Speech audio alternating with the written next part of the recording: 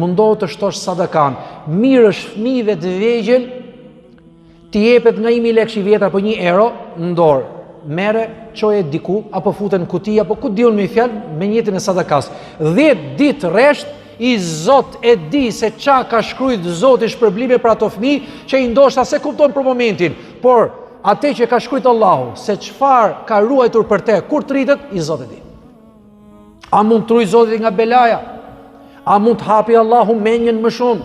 A mund të bëhesh më i mençur më shumë? A mund të bëhesh më i dobishëm më shumë? A mund të shtoj sevape që ti nuk i kupton, se ai 5 vjeç, 6 vjeç, 10 vjeç, 11 vjeç nuk i kupton dot. Ditë gjykimit do shikojmë male me sevape. Dhe është hadithi të Musnedi Imam Ahmedit, Zoti im nuk është ky libri im dhe shtyn librin. Allah i thot me lekëve, jepeni librin robit tim, s'është i veti. Dhe shikon robi, po kur i kam bën këto? I ke bë kur ke qenë 5 vjeç, edhe kështu funksionon. Por merr sevap edhe prindi. Merr sevap edhe prindi, duke filluar nga të vegjëlit fare, dhe ato që janë nga 1 vjeç. Merja mësohet, domethënë duke dhënë atij 1000 lekë, atë 2000 lekë e kështu me radhë.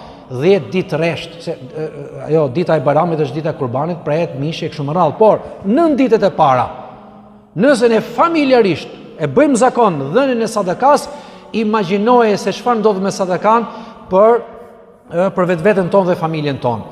Ka ardhur në hadithet, është përcjellur në hadithet pejgamberit sallallahu alajhi wasallam që sadakaja të mbrodhen nga belaja.